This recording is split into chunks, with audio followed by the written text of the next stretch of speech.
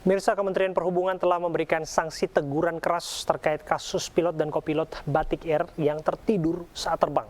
Sementara pengamat penerbangan meminta seluruh maskapai untuk mengevaluasi jadwal pilot supaya tidak kelelahan saat terbang.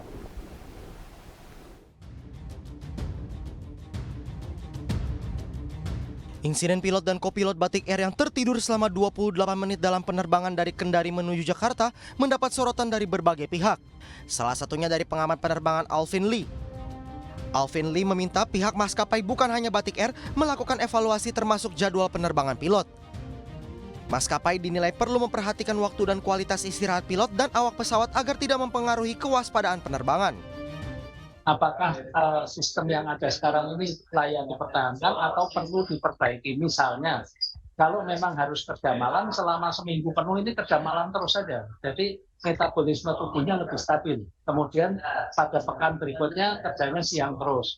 Nah, yang kedua, pilot juga sebetulnya pilot itu berhak menyatakan kepada perusahaan bahwa dirinya sedang merasa kurang sehat dan tidak layak terbang.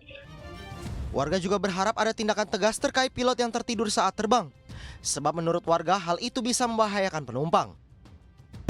Seharusnya dari pihak maskapai ataupun dengan pihak Kemenhub sendiri memberikan sanksi untuk hal tersebut karena tentu sudah melanggar prosedur pastinya Mbak, dan akan membahayakan untuk aviasi yang berikutnya. Jadi menurut saya perlu ditindaklanjuti lebih. Ya, cuman itu bisa jadi kelalaian dari pilot dan co-pilotnya sendiri. Harusnya dari Batik Air-nya itu melanjutkan dengan investigasi kenapa bisa si pilot dan co-pilotnya ketiduran kayak gitu. Apakah karena faktor kelelahan dan segala macam gitu. Pilot dan kopilot Batik Air tertidur saat mereka mengoperasikan pesawat dengan rute penerbangan dari Kendari ke Jakarta pada 25 Januari 2024. Pilot meminta izin untuk tidur kepada kopilot sehingga kemudi pesawat diambil oleh kopilot. Namun setelah 1 menit melakukan kontak dengan Jakarta, secara tidak sengaja kopilot itu juga tertidur. Beruntung pesawat yang mereka kemudikan bisa mendarat dengan selamat di Jakarta.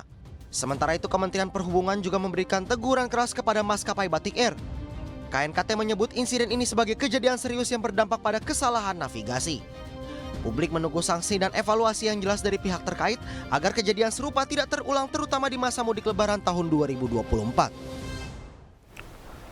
Pemirsa, pesawat Batik Air yang mengalami insiden pilot dan kopilot tertidur adalah jenis Airbus A320 dengan kode registrasi PKLUV.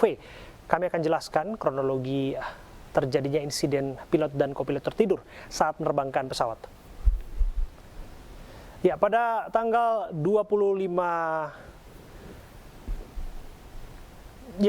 Januari lalu pesawat berangkat dari Jakarta ke Kendari. Pada penerbangan ini pilot sempat menawari kopilot untuk istirahat karena menyadari rekannya kurang istirahat. Dijadwalkan berangkat pada 2:55, pesawat berangkat pukul 3:14 waktu Indonesia Barat. Pesawat tiba di Kendari pukul 7:11 waktu Indonesia Tengah. Di sini sambil menunggu penerbangan kembali ke Jakarta, pilot dan kopilot makan mie instan di kokpit.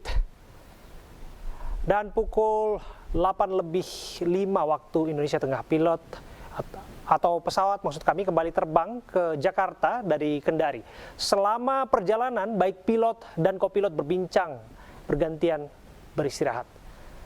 Dan kemudian saat pilot istirahat tidur, kopilot yang mengambil alih masih berkomunikasi dengan pusat kendali Jakarta terakhir pada pukul 8:43 waktu Indonesia Barat.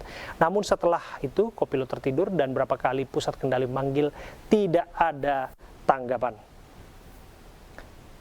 Setelah 28 menit panggilan pusat kendali akhirnya ditanggapi oleh pilot yang terbangun dan pada saat itu pesawat sudah tidak lagi berada di jalur penerbangan yang benar seperti yang bisa kita lihat di sini ya. Beruntung pesawat kemudian mendarat dengan lancar di Jakarta walau tidak ada yang terluka dan tidak ada kerusakan. KNKT menilai ini merupakan peristiwa yang serius. Pemirsa, dengan insiden ini kita berharap bahwa sistem penerbangan Indonesia selalu berbenah agar tidak menjadi momok yang menakutkan bagi para calon penumpang lainnya.